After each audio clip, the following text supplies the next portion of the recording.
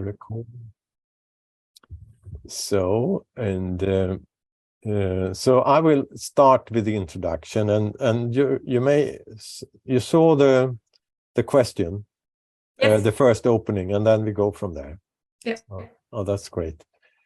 And let me see that we have everything in place, and the voice and the sound works well. And you will cut if it's too long. Yeah, long. I'm gonna edit this in the weekend. So So I will start with this. 3, 2, 1, go. My guest today is Kari Aina Eik. Kari Aina is dedicated her life. No, I take it again. Can I do your pronunciation of your surname? Is it Eik or Eik? Both is good. Eik. I say Eik. Okay. Yeah. Okay. And then I use Kari, the rest. I will do that. Okay. Let me start again. Yeah. So, my guest today is Kari Aina Eik. Kari has dedicated her life to bridging the worlds of the United Nations, global markets and cities, and has worked to establish several UN and international programs for sustainable cities, amongst them United Smart Cities and United for Smart and Sustainable Cities implementation program. She has the past 8 years been acting Secretary General of OIER, the Secretary General of OIER, the Organization for International Economic Relations, and now also leads the sister organization, United Cities, and the United Cities Funds, jointly set up together with the SDG Impact Fund, with the aim to uplift 10,000 cities with resources and methods to achieve the SDGs. She's one of the board of the Global Council of SDG 11, the Sustainable Cities and Communities, and she is the vice chair of the ITU, International Telecommunication Union focus group of environmental efficiency for artificial intelligence and emerging technologies. She lectures at Harvard School of Design, the executive program Net Zero Cities, and lives and works from Vienna in Austria. Welcome to Transformers, Kari. Thank you so much. We are now in the time of the COP27 conference in Egypt. Warnings are there with 3.5 degrees Celsius scenarios. And all around the world we see now how catastrophic climate change is. Cities generate 70% of our global greenhouse gas emissions, and today 56% of the world's population, 4.5 billion, lives in cities. This trend is expected to continue, and nearly 7 to 10 people will live in cities 2050. And a recent study from Yale and Nanjing University show that urban areas are warming quicker than rural areas by 29%. So, Kari, with your perspective of the role of cities, will they or can they deliver in line of the Paris Agreement?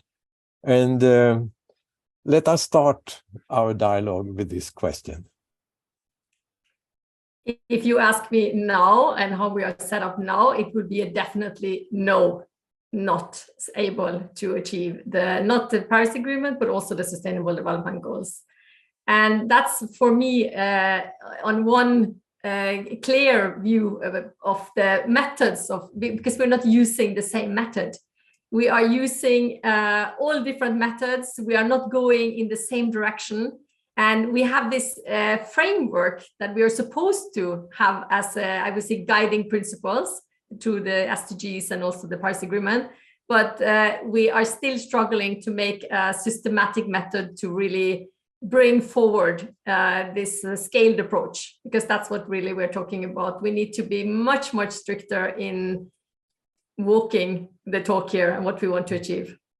We know that the Paris Agreement is a sign up from nations, and one of the key elements or methods in the Paris Agreement is the National Action Plans, the NDCs. And the nation have to plan for their higher ambitions national actions. And can you understand how the cities can push the nation to reach higher ambitions? Are this possible? Absolutely. And that's also what's really happening. That's what we see around the world, that, you know, you need the top down, but also bottom up approach to be able to achieve these agreements and these targets. And I see that there's a lot of movement in cities around the world. There's a lot of incredible work happening. It's just now to put the pieces together and share more of this experience between cities. But I think that's exactly the possibility we have to achieve those targets, to work with cities, and cities taking the lead. Because, you know, a lot of the national systems and a lot of the institutions that we have today, I think that's one of our biggest hurdles to be able to achieve these targets, is our institutions and structures. Of course, we need that, but now we need to really rethink how these structures are really facilitating such targets and such ambitions and such goals, which we need to have. So I think what we see here, I mean, I've been also working very much in Norway in the past year, is that actually cities really taking the lead on pushing methods for achieving the targets here. And yeah, I think that's the way also forward. Well, let us go into the work you are doing and see if we can get some examples. You named Norway here, and give us an insight of some of the work you are doing to give advice and help cities to be really change makers. Yeah, I from my own experience, I mean, for the past 10 years working on cities and having the Sustainable Development Goal coming in 2015, and how can we hands-on work on those key elements, because it's also very easy to get lost in all the things that needs to happen. So we have been focusing on, I would say, 3 main elements that we think is the key to achieve these targets and these goals. And that is, first of all, we need to really know where we are to know where we're going. And it's, I would say, you know, to use the blunt term of, it's scary where we are today in terms of knowing exactly where we are today, but also what do we need, where do we need to be in 2030.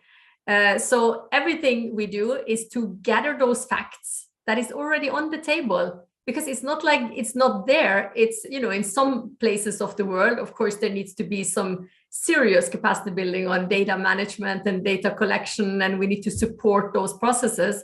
But basically, in most places around the world, there is data, and there is so much data that we're not using. If we would use this data for good and for really putting this into a process, we would basically have everything we need. So it's, first of all, using data and facts. And we have also, through the UN programs like the U4SDC program, which has done incredible job developing a method for collecting data. So it's a KPI set for smart sustainable cities that we've been working with for many, many years. It's also these type of tools, and there's many organizations who's done enough job in setting standards and KPIs, developing KPIs for smart sustainable cities, but we need to now really start to use them. And in large scale, we need to have, you know, cities in every country we need regions in, small and big cities into this mix. So that's the number one, data and facts, and everything we do is based on that.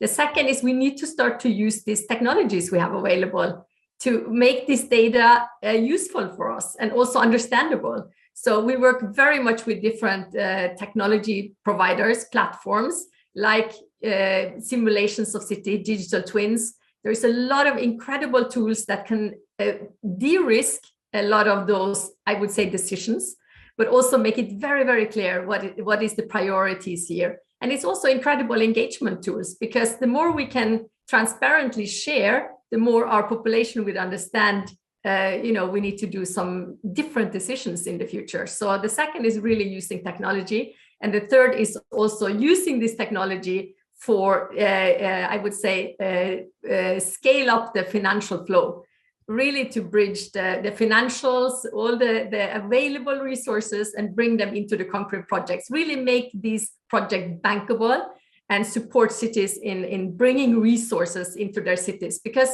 to achieve the SDGs and the Paris Agreement, you need really different, not just financial tools, but also total different. You need to mix and match these different types of financial possibilities we have. So in those three categories we're working, but also then around that capacity building, this and sharing, because we think we share, we really don't share very much of those type of methods. So that's all in here. And we've been testing this out in many, many countries and cities in the past years. And as I was mentioning Norway now, this is a big hub for also our programs on bringing cities together, and cities in Norway and communities are doing an incredible job. But also we work in many other countries like Lebanon and African countries, Asian countries. And it's also been a very interesting, I would say, the last years to test out the methods and to see the geographical differences. But I always say, people ask me, you cannot compare and do the same method in a large city in Europe and then maybe a small community in Brazil. But I would say that there is more commonalities than there is differences. So if we start to do that, it will, yeah. Let's come back to Norway. I would like to ask you a little bit more about Trondheim and what you're doing there. But first, if you look at this, what you say, it's the data, the IT, the finance issues. How much is innovation in this process? I think that's crucial, the innovation part of that. And I am always saying that, you know, it's already here. It's probably been invented. There's probably been this innovation, but it's not really been brought into scale, right? So I think it's crossed the line of all the different areas that we're working on cities, but you need to always bring that aspect into the mix here. But I think our biggest challenge is to make it known that we have this possibility, and how do you then scale it and adapt it to the different cities that we are in. Well, what are you doing in Trondheim? Tell more. Yeah, Trondheim is a city, I would say mid-Norway. It's the third largest city in Norway. And they've been very much advanced on implementing SDGs, having had incredible projects, also in a cooperation with international cities, working to see how they can develop energy positive cities, for example. This is a large EU project that they've been involved in together with 5 other cities in Europe. But they are also university cities, so work very close with the NTNU, the Norwegian Technical University, and have very, very, I would say, advanced programs on smart city and other related elements to implementing the SDGs. And also in the past years, Trondheim has had a UN center linked to the United Nations Economic Commission for Europe, where they've also been working to I would say, more spread those methods and the knowledge and experience from Trondheim to cities all around Europe.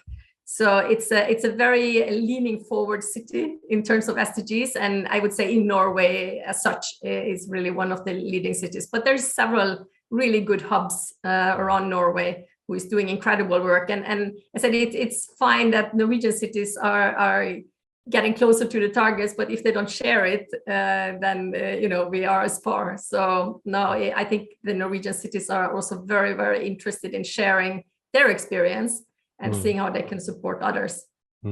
Well, one of the issues, as I understand, is also that how a municipality is structured, and you have the politician who take decision on policy and implementation structure, and we can also call it governance issues. Is the issue of governance important in this process of change? Yeah, I think the whole process of governance and leadership as such, right? And how we on which basis do we make decisions? In which basis do we equip our decision makers to make those decisions that needs to be taken? I think the whole thing, I think for achieving the Sustainable Development Goals or the Paris agreements, we need a very, I would say, rethink of how these governance processes are set up to speed up the process.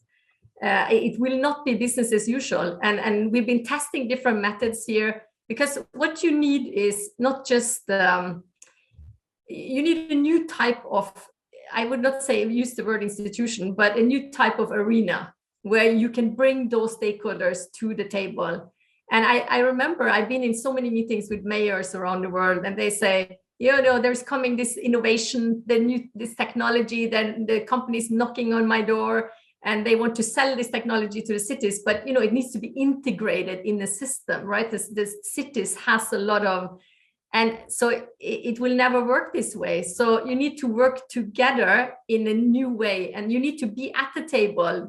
Of course, the government, the local government, or the decision makers on the public sector, but then also the private sector and the financial institution, but also the academia, I would say, supporting elements around this ecosystem. So it needs a new type of arena. And we think this is labs. This is our concept, that we set up labs and bring all these elements, are like a facilitating hand to bring those elements together around a table as a neutral partner. And I think that's also really what the UN is aiming to do, UN Habitat and others, to be a neutral hand, invisible hand in this, to bring those stakeholders together to really start to look into a common method for this. Is that what you call system change in practice? Is that what you're doing? That's exactly what I'm thinking of, because that's really what is needed. It is a system change. Well, do we have enough with the bold leadership from the political parties in municipalities? If that's enough? No, I don't think so. I think we need to equip those leaders that we have better. And I think tools like, for example, digital twins, where you immediately walk into a room, you can see your whole city in front of you. You can see, okay, this decision will lead to this, and this will lead to this, without maybe reading thousands of pages of document. I mean, this in itself will speed up the planning process and a lot of these decision-making processes. But I think it needs more. It needs leadership development across all sectors, public and private sector. I mean, we work a lot with the private sector, and there's fantastic, I would say, leading stars among the businesses in terms of thinking really at the core, bringing the sustainability aspect into the core of the business. But it's not enough, right? And it needs to be really an understanding that without really 100% thinking in these terms and in the sustainable, I would say, atmosphere, you will also not have a business in a few years, because it's not going to be something that people would like to be involved in. That is one question around the political leadership and maybe more bold leadership, and but also civil servant in a municipality. Do they have the right tool to change and the rights to change and work cross-border? I don't. What I've seen also through my experience is that there is it's all the individuals, right? You have individuals in those as public service that is really dedicated and is doing incredible, work within their, municipalities. But it's not the competence, or I would say the knowledge. Truly the knowledge, and how do you integrate this into your area? I mean, take, for example, procurement. I think procurement is one of those areas that will be the most important to do really radical changes in how we do procurement. And of course, public sector is massively, important in terms of procuring a lot of those solutions into the cities, right? And they need to know what is there, what is available.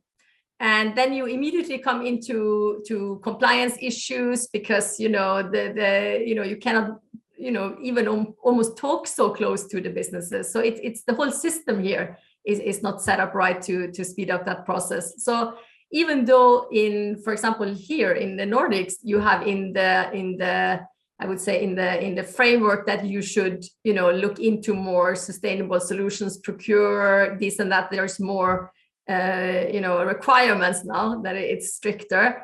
It's not really happening yet. And now in 2022, and it's on such a small scale that this is really taking into full consideration, because in the end, then, very often it ends on price, right? So the company winning on price, right? Instead of having maybe the most environmental friendly, solution into the mix here. So we need more confidence amongst public servants and to be part of this, I would say, the wave of sustainable, actions and solutions. And that requires cross-cutted, lift of the whole knowledge in the public sector. Mm. You named earlier also the question of finance, and as I know also that the Nordic countries has a very much of a local decision rights on taxation of the citizens, and the independency of decision making in the budget process. Is that something important for a municipality to have the rights to take decision on taxation and financing issues, go outside the box and talk with the businesses also as a part of finance tools or implementation of action in the local municipality? I think where we are today in 2022 and where we are at this moment, we need a much, I would say, we need national really guidelines on this, right? And national mandatory, I would say, structures for this that could be implemented at the local level, right? Or should be, of course, implemented at the local level. But I think we will be much, that's why we can also be much quicker. If every municipality would do different and have different rules for this and that, I think this would prevent us to scale those solutions quicker, across the board. Because we would like to do now is really, we find a solution, we want to scale it, not in 3 cities, but in 300 immediately, right? And then you need, a lot of the same, frameworks. And I think some of the, for investors specifically, right? And I know the question was no more on citizens itself, but if you talk about investors, foreign investors coming into municipalities and helping setting up those infrastructure, for example, it needs to be very predictable what is there in terms of framework, as you know.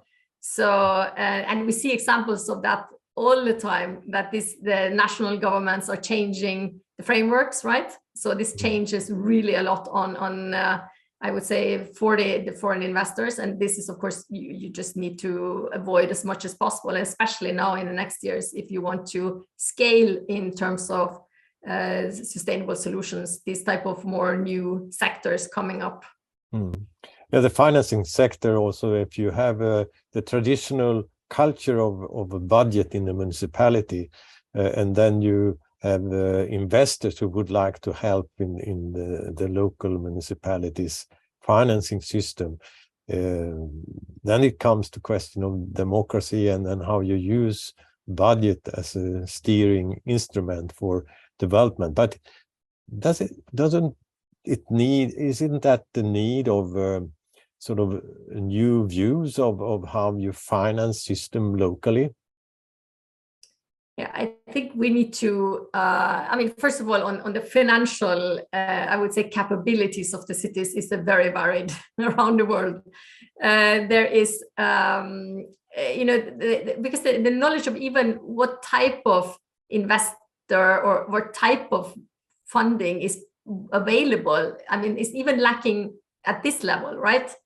Especially for smaller cities and municipalities. How can they have a capacity to follow? And because this also the landscape is changing quick, right? So we need to facilitate this for the municipalities and cities to know what is really available, right? But then it's also the next step. How do you actually make your project, I would say, de-risk your projects, that you get the trust from investors and the financial, I would say, partners into the mix here. And I think so much has been done wrong in terms of this trust. Because I came just from a call earlier today, and they were talking about the trillions that is parked somewhere, not finding the projects, right? Because it's there's a massive lack of, I would say, it's not just the trust; it's really the whole system that is not, ready for the funding in here, or the financial aspects of it. Do you think that the pension funds or green bonds can be interesting for municipalities in a higher level than it is today? I think so. If we look at it as on a regional basis, and that's also for larger other financial institution, it needs to be scale on these things, right? And it needs to be predictability. So we need to bundle those projects, and that's what we want to do now with the cities. And not saying, here you have 3 cities who needs renewable energy systems, as we work on now in Lebanon, for example. I mean, of course, the whole country needs energy system, but you need to look at the whole region. So look at the whole, several countries in the Middle East, and look at 100 cities and who would need the same investment into a certain technology. Then it will be interesting. And you need to work with UN agencies and other to get the information, the data available, de-risk those things, and also bring around capacity and knowledge to those stakeholders. So you are talking at the same level, because that's what's missing now. It's the communication. Really, the communication is missing, but also the very concrete systems to bring these things together. I've been looking at one city in Sweden that also was an early adapter of a strategy on climate change, and promised many years in the end of 1990s to be fossil free. And now they are going for a target of fossil-free 2030. And they were very demanding on local decision-making rights. Because if they didn't have the rights to take their own decision, they thought the process has been so much slower. They didn't refuse to have relationship to the national level, but they said that it's important that the decision rights is in the local level for them, but in interaction with the national level. Do you think this type of thinking will help us to speed up and scale up? I think so, because I think you need those leading stars of those cities who wants to move quicker. And that would be the best example for a lot of the other cities. So I think absolutely that's a positive, that we give those forerunners the possibility to be forerunners. And whatever the national state can facilitate for those forerunners to lead the way, because they will be always much more quicker than the national government will be able to facilitate these things. And we've been in, I would say, in a pilot sickness for the last 10 years. There's always a pilot.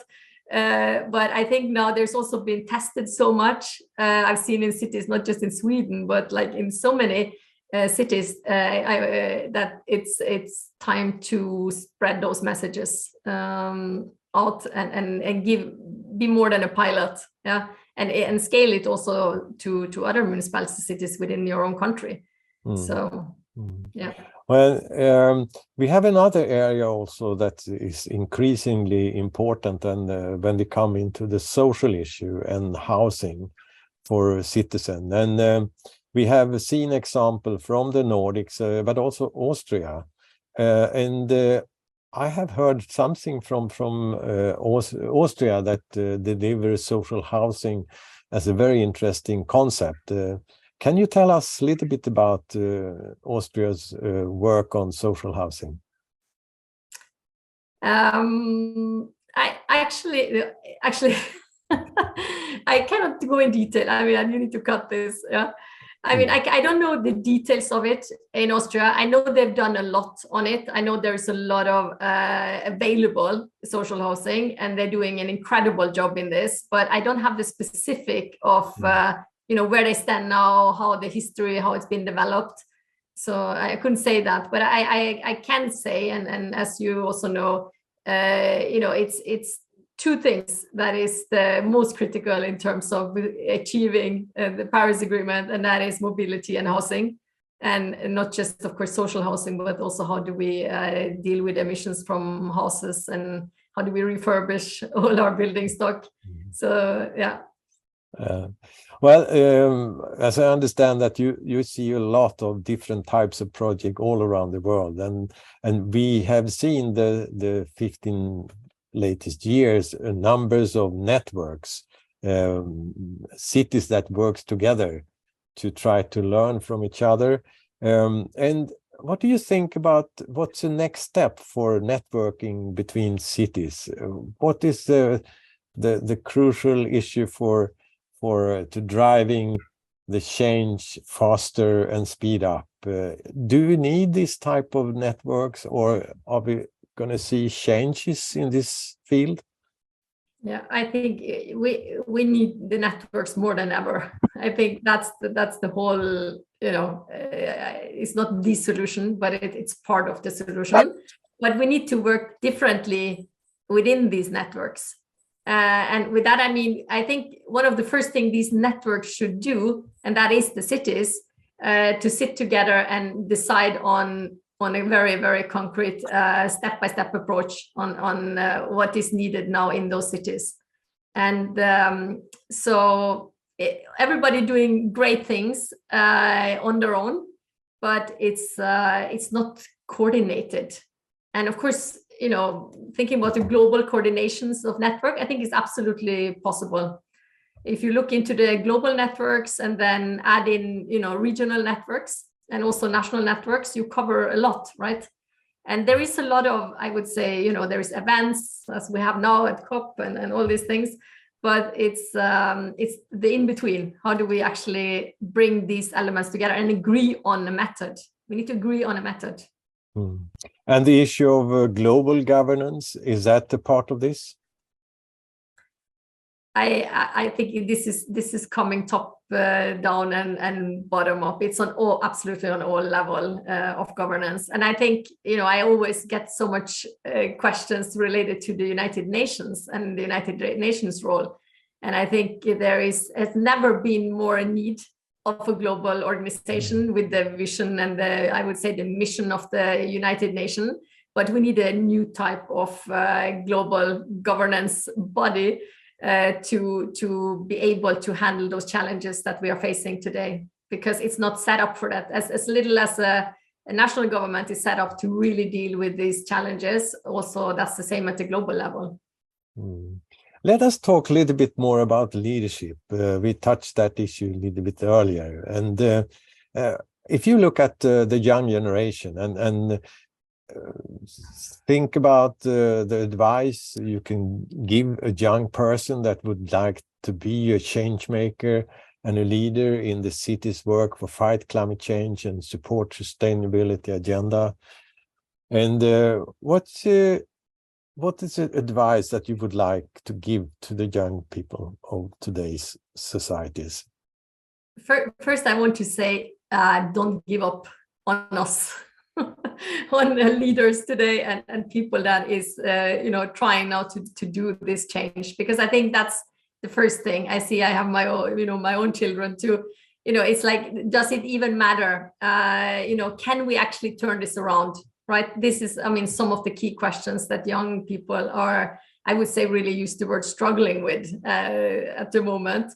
But I think to engage now, really engage with in your local community, because there is so many things you can and groups now surrounding those topics, if it's on climate or the SDGs or what this is, And together with the municipalities, I think I would bring myself as close as possible into that equation with the municipalities and see how you can contribute. And of course, you know, the more knowledge, the better, right? On what is possible here. We have also here in the whole United City internship program now with young people from all over the world that is now being skilled and trained in this method, really using those, as I said, these three elements of how we can use data, tech, and financing in more innovative ways. And hopefully they will also go back to their countries and spread these messages further. But I think it's essential now to be active in it and not give up before we you know, have seen that it's possible. And you know, I'm a born optimist in this. I think it is possible to turn it around. I think we can turn it around in the next 10 years, but most people, I think, cannot even see what this would mean. As we on the trajectory now, it's of course not possible. Well, do you see any of the young people around you that go into politics? Because you see that you need new influence in the political sector for good policy making. Are the interest in the politics of the work of climate change? I think that's for sure a lacking area in the whole here, and I think that's also why it's so critical, because we need politicians with really skilled, you know, and a lot of knowledge in these topics to be able to do this transformation. I think it's been lagging behind a lot, but I think in the next years to come, it requires a new type of leadership, and I really, really hope that we have young, ambitious leaders with the right mindset now coming into the different political parties and can support this transition. So when you look at your own leadership under the years, what is the lesson learned? I mean, as one person, you can only do as much, right? But if you can at least be a motivation for, you know, doing more, I think that's always been my ambition, to do whatever I can and to bring like-minded into, you know, my equation and around me to see, you know, how can we contribute and make a difference into this. So I think, yeah, it's all about teams. It's all about motivated human beings who would like to, you know, be part of something more than themselves or more than just one job. So that's what also drives me in all of this, and to see that we can have some impact. As a woman? Yeah, it's I'm laughing. You have to cut this, but yeah, you know, woman or man, it doesn't really matter in this here, in the situation we are in now, in the challenges that we are facing. It's all the same. I mean, for me, and I think, you know, it's very often said, you know, we need more women leaders. I mean, for sure, we need a better, you know, balance here, because I think women and men bring different qualities to the table. But as such, I think it's quite, you know, it's very, very good male leaders and good female leaders. And we need to bring those further up so we can get, you know, better decisions globally. Let's go to one of my final questions for you, Kari, and let's go back where we started this talk, the COP27 conference in Egypt, and you're going to be there. The Nordic countries and cities have been working very ambitious and deliver a lot of very interesting solutions for cities change and meet high ambitious climate targets. And what do you think the Nordic countries can do in Egypt, and what could they deliver for the global society this time? Yeah, for the cities in the Nordics that we are connected with, we are going to showcase some of this work that's been happening in Scandinavia very, very concretely now, together with solution providers and financing investors. We work also very close with KPMG, so we are having joint events in COP27 with, of course, also a lot of input, from the Nordics.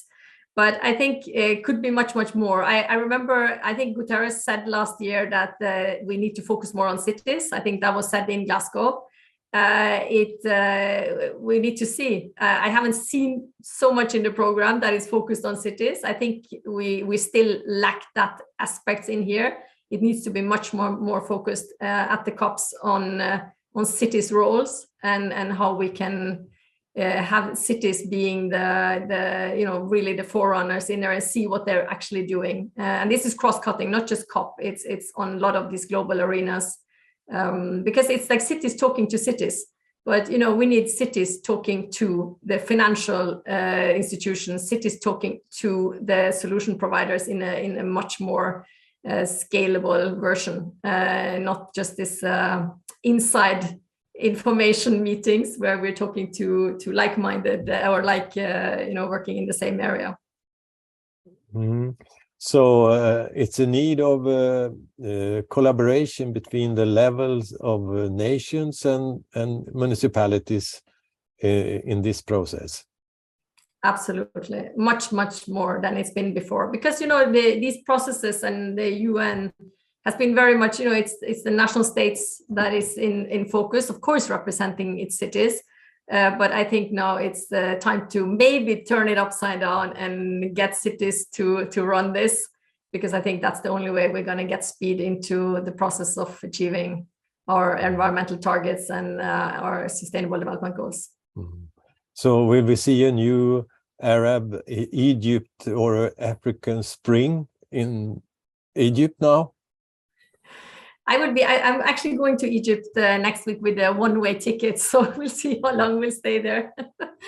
Yes, but I think in every region of the world there is a lot to do and a lot of good cities and a lot of work that needs to be spread out to others. So, but hopefully this would be a good result out of this COP, but also then in next year's COP in Dubai. Mm.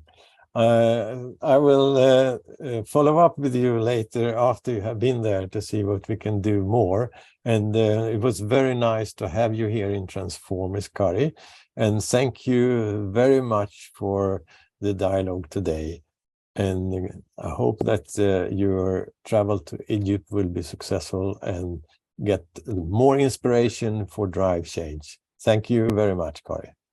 Thank you so much, Kai. Very nice to be here. Great. Yeah, is that okay? Yeah, that was pretty good. Yeah, it works well. I'm gonna edit. It will be sort of 35 minutes, I think, around that. Yeah, you just cut, so I mean, you were asking a female and I start to crack up. No, it was